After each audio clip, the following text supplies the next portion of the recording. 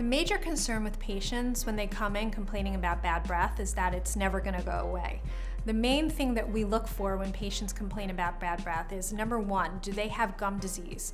Is that because the bacteria is harboring deep inside the pockets of the gum tissue? And for that, we do deep cleanings and make sure that their periodontal health or gum health becomes better.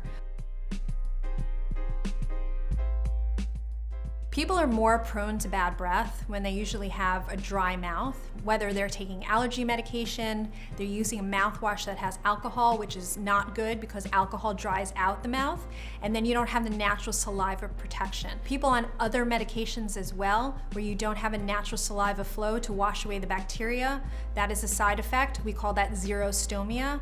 Dry mouth is such a predecessor to bad breath.